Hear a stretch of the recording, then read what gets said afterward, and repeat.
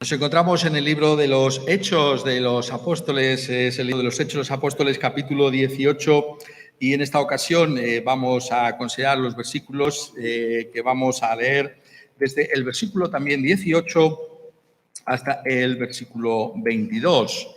Hechos de los Apóstoles, capítulo 18, y leemos desde el versículo 18. Pero Pablo, habiéndose detenido aún muchos días allí, en Corinto, después se despidió de los hermanos y navegó a Siria, y con él Priscila y Aquila, habiéndose rapado la cabeza en Cencrea, porque tenía hecho voto. Y llegó a Éfeso y los dejó allí. Y entrando en la sinagoga, discutía con los judíos, los cuales le rogaban que se quedase con ellos por más tiempo, mas no accedió, sino que se despidió de ellos, diciendo: es necesario que en todo caso yo guarde en Jerusalén la fiesta que viene, pero otra vez volveré a vosotros, si Dios quiere. Y zarpó de Éfeso. Habiendo arribado a Cesarea, subió para saludar a la iglesia en Jerusalén, y luego descendió a Antioquía. Aunque llevamos algún tiempo sin poder hacerlo, yo creo que muchos de nosotros sabemos lo que es llegar a un aeropuerto internacional y estar en tránsito. Estamos en algún aeropuerto de este mundo, nos hemos encontrado varias veces en esa ocasión, y ese aeropuerto no es nuestro destino final, sino que es una escala. Llegamos a ese aeropuerto y desde ese aeropuerto sí que podremos acabar viajando a ese nuestro destino final. Tantas y tantas veces nos hemos encontrado en tránsito. Nos movemos hacia determinados lugares, pero no quiere decir que estemos en ese lugar y que ese sea nuestro destino final. Vivimos en tránsito. Esperamos que dentro de poco se pueda retomar esos viajes, ¿no? Y podamos nuevamente encontrarnos en tránsito, podamos recobrar algo de una cierta normalidad. En este pasaje que tenemos delante de nosotros encontramos al apóstol Pablo en tránsito. Aquí el mismo apóstol se encuentra de viaje de un lugar a otro, pasa por determinados lugares, pero ese lugar, esos lugares que aquí se mencionan no son su destino final. El apóstol está en tránsito. Pero no solamente es un tránsito en el sentido de un viaje que está haciendo desde diversos lugares geográficos, sino que también encontramos aquí que Lucas desvela para nosotros cómo el apóstol se encuentra en tránsito en otro sentido también de la palabra, en el sentido de que él vive, a diferencia de nosotros, a caballo entre dos dispensaciones. Tenemos que recordar que estamos leyendo acerca de lo que aconteció en el primer siglo de la era cristiana, más o menos alrededor del año 50, quizás el año ya 51, 52 de la era cristiana, y que el templo de Jerusalén sigue estando en pie. Todo lo que el judaísmo representaba sigue estando simbolizado por ese templo. Y aquí vemos en el apóstol Pablo, en su comportamiento, algo de ese tránsito también que podemos llamar de la dispensación. Esas dos ideas del tránsito que aquí Lucas está presentando para nosotros pueden al mismo tiempo servirnos a nosotros. Es el propósito que tiene Lucas para ver nuestra vida también como una vida que se tiene que vivir en tránsito. Estamos aquí de paso. Esa es la manera cristiana en la que se enfoca la existencia. Estamos de viaje. No es nuestro destino final donde nos encontramos ahora. Estamos en un tránsito. Y la idea que aquí se nos está comunicando por medio de todas estas maneras en las que el apóstol se comporta aquí, quiere comunicarnos esa idea. Pero en primer lugar vamos a mirar ese tránsito geográfico, vamos a centrarnos en lo que Lucas quiere que hagamos. Encontramos, como se nos dice, que a raíz de aquella decisión de Galión, ¿no?, que estábamos viendo con detalle en otras ocasiones anteriores, Pablo se pudo detener allí muchos días. Si miráis la escritura, la estudiáis con detalle, os daréis cuenta de que el ministerio no fue simplemente que la iglesia de Corinto creció grandemente. Aquí estábamos diciendo muchas veces que Dios da su crecimiento como Él quiere. La obra crece en unos lugares más que en otros. Eso depende del Señor, no depende de nosotros. Fueron pocos los que fueron convertidos en Atenas. Una gran multitud se convirtió en Corinto. Pero si miráis con detalle y con atención, si sois inclinados a ese tipo de cosas, ¿no?, de mirar mapas o de investigar, veréis que lo que aquí Lucas nos está revelando es que no solamente es que creció la iglesia en Corinto, sino que también se fundaron otras iglesias más pequeñas alrededor de Corinto. Corinto era una gran capital, era una metrópoli importante y, como pasa con estas ciudades, pues estaba rodeada de otros sitios más pequeños. Uno de esos sitios, curiosamente, es el puerto, que aquí sí que se menciona desde que el apóstol inició ese viaje, estamos hablando en tránsito, es decir, Cencrea. Cencrea es un puerto que se encuentra en Grecia, en Acaya, y desde que el apóstol partió para Éfeso, para Asia, de vuelta en su viaje hasta Jerusalén y finalmente Antioquía. Y eso es interesante porque sabemos que en Cencrea también se fundó una iglesia cristiana. Lo sabemos, como os decía, si aprendemos a comparar la escritura una con otra. Se nos dice en Romanos, que fue escrita, recordad, desde Corinto, la epístola a los Romanos, os recomiendo, dice en el capítulo 16, versículo 1, además a nuestra hermana Febe, la cual es diaconisa de la iglesia en Cencrea. O sea, hubo una iglesia que se fundó. Fue en este tiempo que se fundó la iglesia en Cencrea y lo que se nos da a entender también en las epístolas a los Corintios es que hubo más iglesias que se fundaron. No se mencionan todas, ni mucho menos, pero podemos ver que ese ministerio del apóstol Pablo no simplemente fue que la iglesia en Corinto fue muy grande, sino que hubo otras iglesias más pequeñas que allí se fundaron. Y vemos cómo desde ese puerto que era Cencrea, el apóstol se desplaza.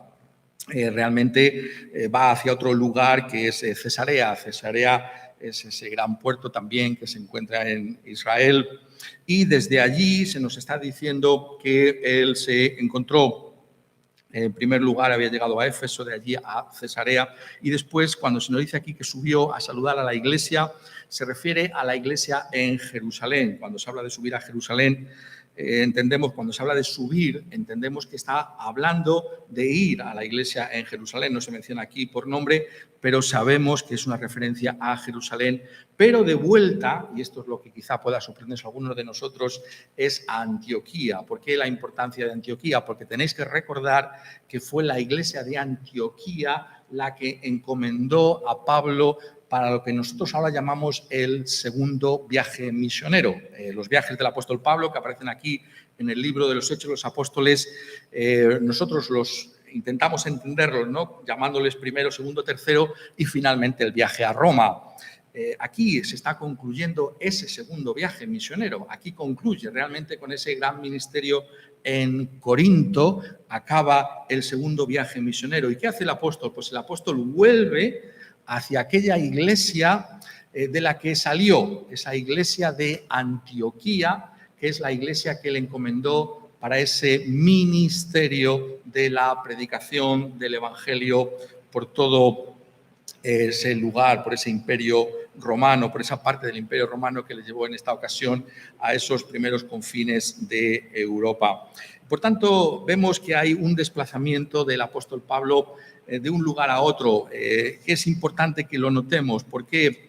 Porque se nos está poniendo de manifiesto la realidad de lo que implicaba esa vida del apóstol desde ese punto de vista. Cuando leemos simplemente un pasaje como la primera parte, lo pongo de esta otra manera, la primera parte del capítulo 18 de los Hechos de los Apóstoles en Corinto, podemos verlo como si fuera algo de mayor tranquilidad, pero no es esto lo que se quiere transmitir ahora. Lo que se nos quiere comunicar es que realmente el apóstol era alguien que se movía incesantemente. Su vida era una vida en tránsito de un lugar para otro, predicando y anunciando el evangelio de nuestro Señor Jesucristo.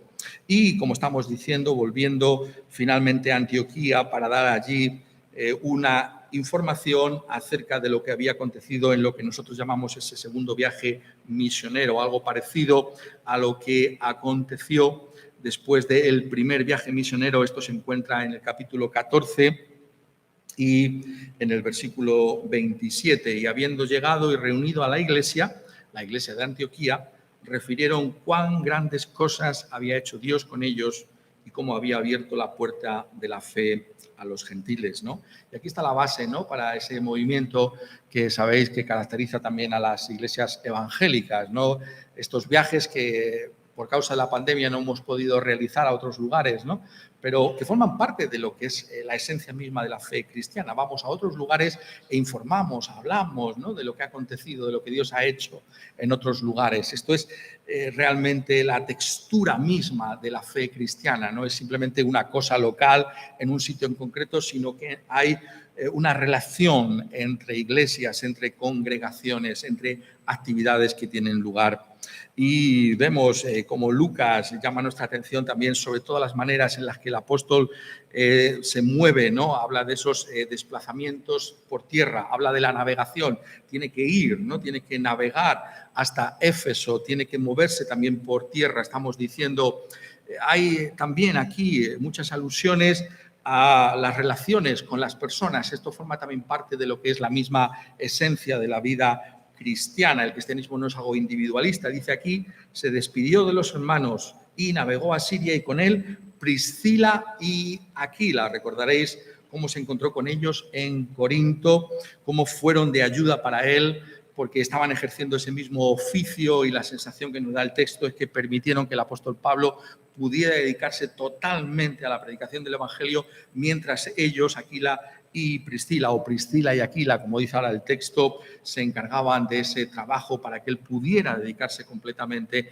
a esa predicación del evangelio. Y vemos cómo siguen con él, le acompañan. Parece ser que otros también se fueron con el apóstol Pablo. Vemos estos equipos de misioneros, no es simplemente una persona, sino que hay varias personas que se dedican a ir juntas para anunciar ese mismo evangelio. Y si vamos comparando unos textos con otros, veremos cómo el apóstol aparece acompañado por ellos. Y es muy interesante ese cambio, ¿no?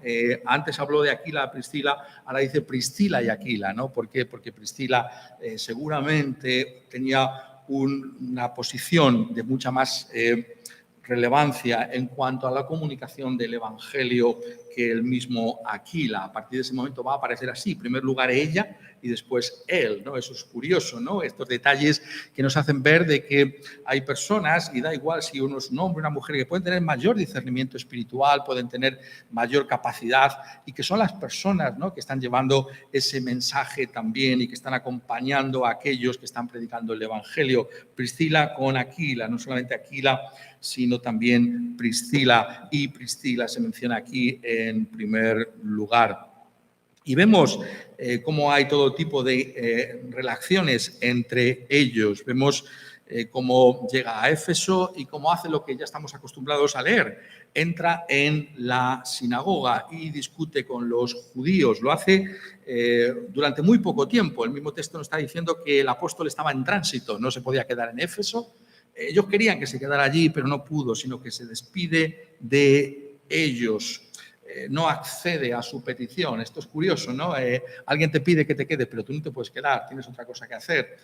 Pero esto se refleja aquí también, esas relaciones entre el apóstol y aquellos que están con él, no solamente con cristianos, sino también con gente no cristiana. Se relaciona con ellos. Leemos de despedidas, se despide. Leemos de saludos, leemos de su deseo de volver. Nos hace ver la vida de estas cosas, ¿no es verdad? Este relato tan sucinto es interesante, nos hace ver que esto es algo que palpita con vida, esto es una realidad, esto no es simplemente algo que está aquí puesto tal y como es, sino que tiene que ver con algo que verdaderamente aconteció. Es la vida cotidiana del apóstol Pablo, una vida que vemos que está entregada en su caso particular a llevar ese conocimiento de Cristo Jesús a otros.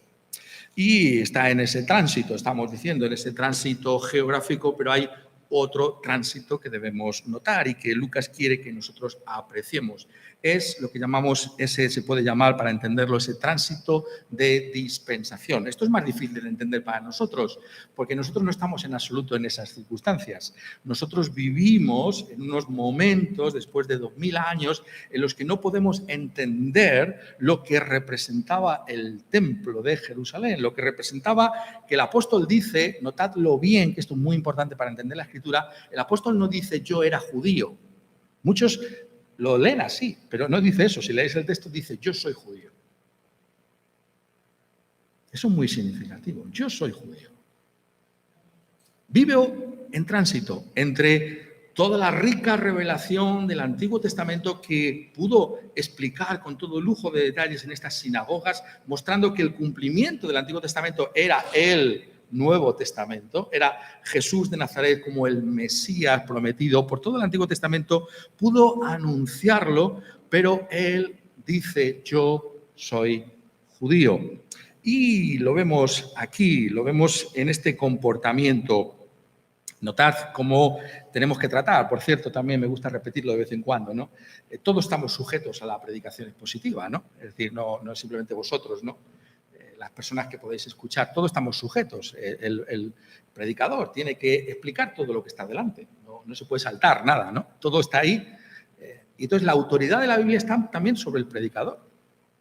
Todos estamos bajo la palabra. Entonces, no podemos saltarnos, ¿no? Estas cosas de decir, bueno, esto como a mí no me parece tan interesante o no sabría cómo explicarlo, me lo salto, ¿no? No, todos estamos bajo esa palabra. Porque dice, lo digo a raíz de que dice en el versículo 18, habiéndose rapado la cabeza en Cencrea, porque tenía hecho voto. Y tenemos que afrontar eso. Aquí tenemos al apóstol Pablo diciendo que en Jesús se cumple el Antiguo Testamento, sin embargo, llevando a cabo, comportándose conforme a la enseñanza del Antiguo Testamento. ¿A qué se está refiriendo aquí? Obviamente, podemos entenderlo a la luz, ¿no?, de ese pasaje que estábamos leyendo hace un momento, Números capítulo 6, es el voto del Nazareo. Es como debemos entenderlo, este es el final de ese voto y el apóstol tiene que encontrarse en Jerusalén para cumplir con todo aquello que hemos estado leyendo hace un momento que se requería con el final de ese voto. Hemos estado leyendo allí con toda claridad cómo se nos habla de que tenían que raparse la cabeza, como hace aquí el apóstol Pablo.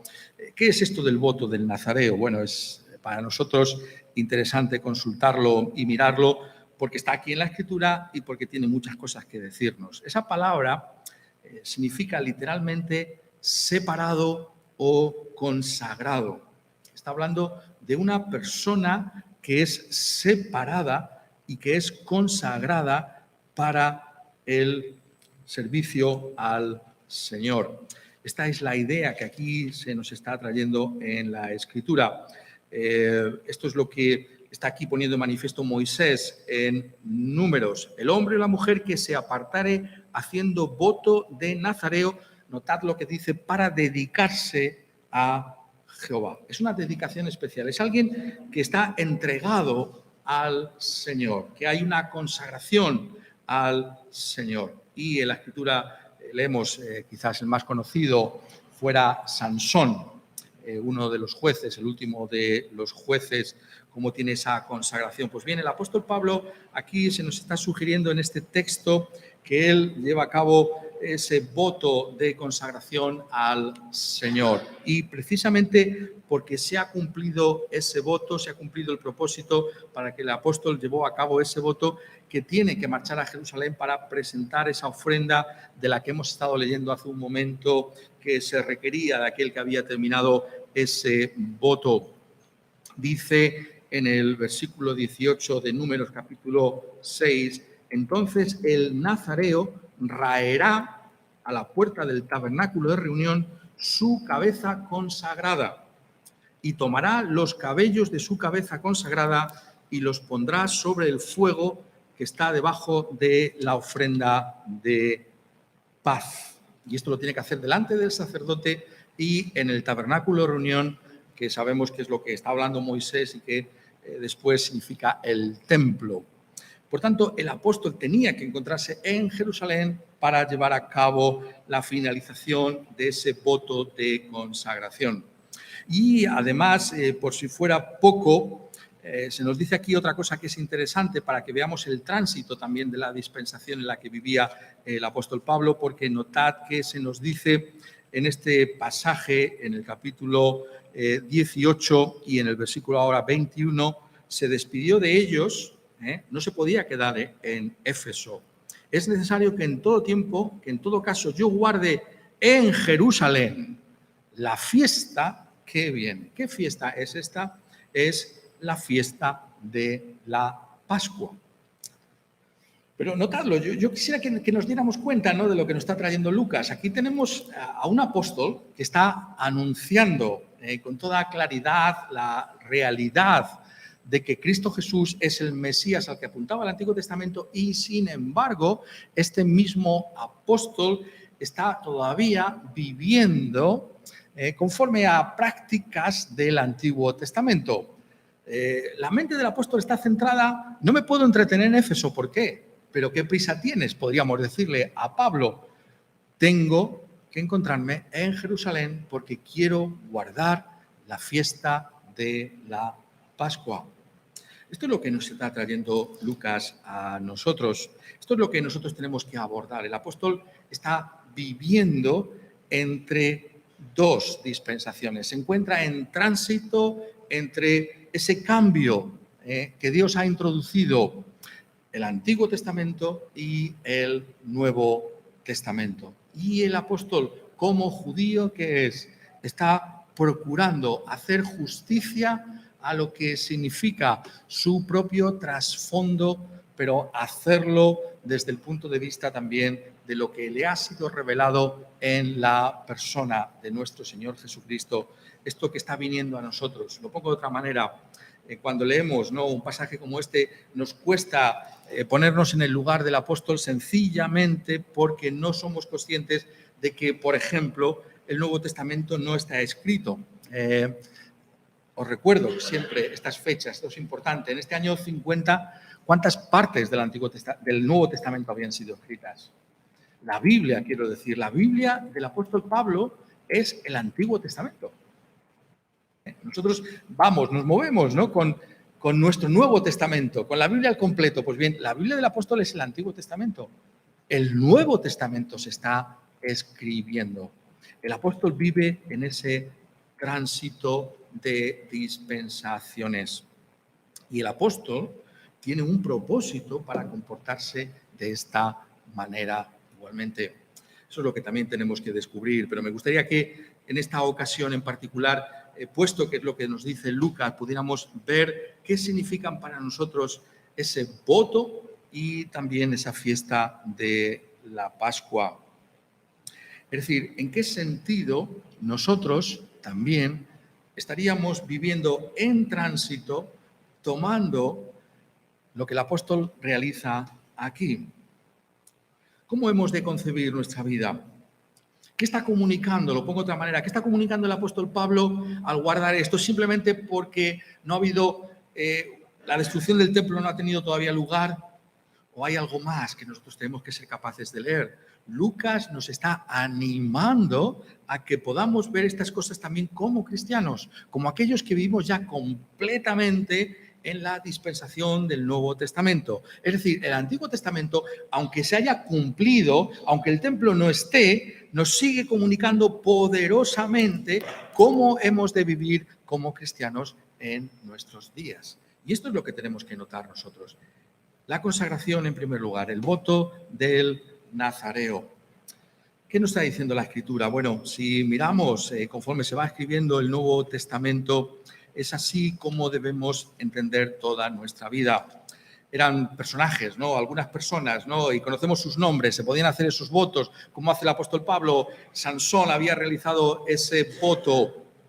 Pero, ¿qué nos enseña el Nuevo Testamento a nosotros? Que nuestra vida, toda nuestra vida como cristianos, tiene que ser una vida que se viva en consagración al Señor. Dice el apóstol Pedro, escribiendo en su primera epístola universal, Pablo, apóstol de Jesucristo, a los expatriados de la dispersión en el Ponto, Galacia, Capadocia, Asia y Bitinia. ¿Quiénes son los cristianos? Son los que se encuentran expatriados, viven fuera de su lugar de origen. ¿Qué significa esto? ¿Es simplemente una descripción geográfica de esa realidad? No. Dice en el versículo 17 del capítulo 1, y si invocáis por Padre aquel que sin acepción de personas juzga según la obra de cada uno, conducíos en temor todo el tiempo de vuestra peregrinación. O en el capítulo 2 y en el versículo 11, amados, yo os ruego como a extranjeros y peregrinos que os abstengáis de los deseos carnales que batallan contra el alma. Nuestra vida como cristianos tiene que verse como una consagración completa al Señor. Nosotros también hemos sido separados para el servicio del Señor. No es algo ahora externo, no es un voto por el que tengamos que raparnos la cabeza una vez que lo hemos cumplido. Algunos lo tendrían más difícil que otros para cumplir con esa regulación. No es eso lo que se está diciendo. En el Nuevo Testamento se nos hace ver la profundidad espiritual de estas cosas. ¿Qué es un creyente? ¿Quién es un creyente ahora? Es alguien que vive internamente aquello a lo que apuntaba externamente el Antiguo Testamento. Es lo que dice, por ilustrarlo de otra manera, el apóstol en Romanos, en el capítulo 12, cuando nos dice: así que, hermanos, os ruego por las misericordias de Dios que presentéis vuestros cuerpos en sacrificio vivo, santo, agradable a Dios, que es vuestro culto racional. Los sacrificios del Antiguo Testamento tenían que morir. Los corderos morían. Pero nosotros somos ahora un sacrificio vivo. Pero la idea está detrás. La idea de consagración. Ese animal es consagrado, es entregado al Señor. Tu vida y la mía tiene que ser una vida de consagración al Señor. El apóstol vive en tránsito, pero vive consagrado completamente al Señor. Conforme a su cultura, a su educación, en ese momento crucial de la dispensación, en ese cambio de dispensaciones, pero él vive entregado a Dios. ¿Vivimos nosotros así como cristianos? Ese es el reto que trae la palabra de Dios. Porque, lo pongo de otra manera, podemos, en nuestro afán de decir, no, nosotros entendemos el Nuevo Testamento, dejar a un lado la profundidad que tiene la fe cristiana precisamente por ese trasfondo del Antiguo Testamento. Nos está diciendo de la misma manera que había un esfuerzo. El nazareo tenía que esforzarse, ¿no? Tenía que abstenerse de una serie de cosas. Tenía que llevar una vida particularmente consagrada a Dios. De la misma manera, el cristiano, aunque sea cristiano, tiene que vivir consagrado a Dios. Tiene que vivir buscando hacer la voluntad de Dios, aunque esté en tránsito. No podemos vivir de cualquier manera. Tenemos que estudiar cómo vivir como cristianos que estamos entregados a hacer la voluntad de Dios. Cualesquiera que sean nuestras circunstancias, no todos seremos apóstoles como el apóstol Pablo, moviéndonos de un lugar para otro, pero donde quiera que tú estés, en tu hogar, en tu trabajo, estás consagrado al Señor. Es tu vida, una vida de entrega al Señor. Eso es lo que se nos está diciendo. La gloria, si me permitís que lo ponga de otra manera para procurar que todos entendáis lo que nos está transmitiendo la palabra de Dios hoy. La gloria de la posición cristiana es que ha hecho que estas realidades desde el Antiguo Testamento que correspondían a algunos y que eran externas en parte, sean ahora el patrimonio de toda la Iglesia y sea algo interno. Sea algo que pertenece a la esfera más íntima de cada uno de nosotros. Estamos entregados, consagrados al Señor, como el apóstol. No quiere decir que vayamos por ahí. No todos somos llamados a ir por ahí, en ese sentido, como fue el apóstol, pero sí en tu manera de vivir es el Señor una prioridad, sus caminos, sus cosas, el pueblo de Dios, el adornar con nuestra vida el Evangelio. Eso es lo que está diciendo. Y es exactamente igual con esta fiesta de la Pascua. La fiesta de la Pascua. Qué interesante, a mí por lo menos me lo parece, qué interesante que ese deseo de tengo que ir a Jerusalén pase lo que pase, ¿no? Tengo que cumplir con mi voto y tengo que celebrar la Pascua. Qué interesante es a la luz del texto que hemos leído también hace unos momentos. 1 Corintios 5. Está escribiendo a Corinto. Y mirad lo que dice. Va a celebrar la Pascua y, sin embargo, cuando les escribe, vemos que tiene una idea de la Pascua que ha cambiado, aunque la celebra. Porque dice, notadlo, 1 Corintios capítulo 5. Limpiaos, pues, de la vieja levadura, para que seáis nueva masa, sin levadura, como sois, porque nuestra Pascua, que es Cristo, ya fue sacrificada por nosotros. La Pascua, el Cordero Pascual, ese Cordero que debía ser inmolado justamente antes de la salida de Egipto por parte del pueblo de Israel. La gran celebración del pueblo de Israel, la Pascua del Señor. ¿Qué significaba? Que el Señor iba a pasar e iba a castigar a los egipcios, en concreto a sus primogénitos, pero iba a excluir de ese castigo a Israel. ¿Por qué? Porque la sangre de ese Cordero Pascual iba a ser puesta sobre el dintel, sobre el umbral de las puertas de las habitaciones de los israelitas. Y al ver la sangre, lo dice el texto, yo pasaré de largo de vosotros. Cristo es ahora nuestra Pascua. ¿Por qué somos perdonados? ¿Por qué no estamos bajo la justa ira de Dios ahora? Porque Cristo dio su vida en la cruz, a lo que apuntaba ya aquella celebración de la Pascua que debía celebrar Israel. Cristo es nuestra Pascua. Nosotros no tenemos que celebrar ninguna Pascua, no tenemos ningún cordero, literalmente, que tengamos que inmolar. Cristo ya es nuestra Pascua. Pablo cumple con ello porque el templo está todavía ahí.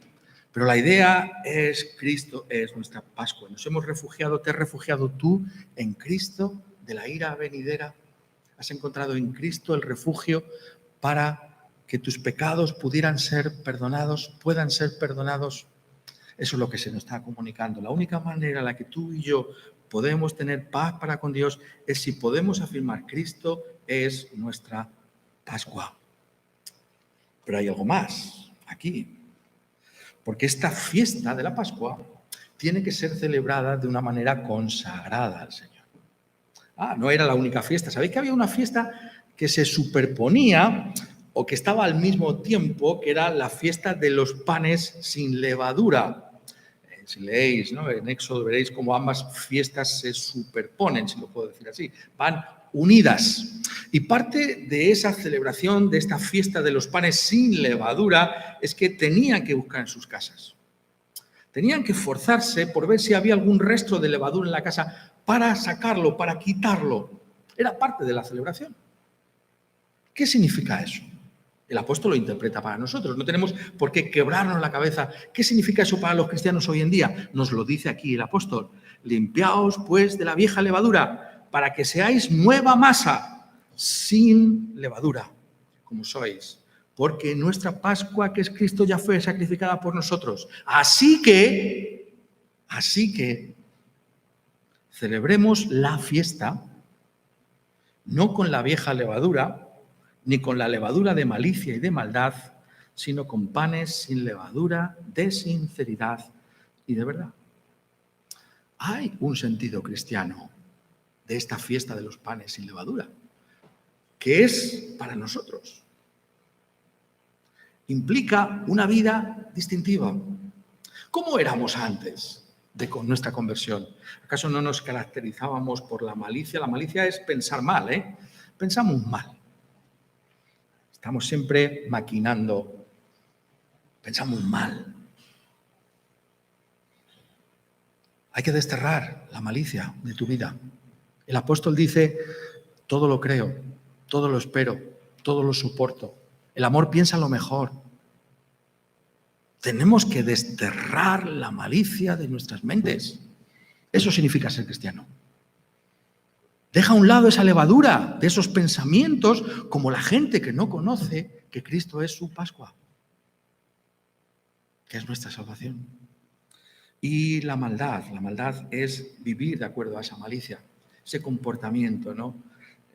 Que expresa realmente lo que estamos pensando. Eso hay que desecharlo. Esa es la consagración que se requiere a nosotros. No tienes que quitar la levadura de tu casa hoy. No tienes que ponerte a buscar la levadura hoy en tu casa físicamente, pero sí tienes que examinarte a ti mismo internamente y decir, Señor, no quiero vivir de una manera maliciosa, con maldad. Quiero más bien comportarme con sinceridad y de verdad. Y eso tiene una aplicación tremendamente relevante, dice aquí el apóstol, para la Iglesia. La Iglesia tiene que darse cuenta de que tiene que vivir con esa consagración al Señor. Con esa separación no se puede tolerar, dice el apóstol, ese pecado flagrante del que está hablando aquí, ¿no? Un pecado que ni siquiera se daba entre los gentiles. ¿Cómo se va a dar en la Iglesia? No puede ser.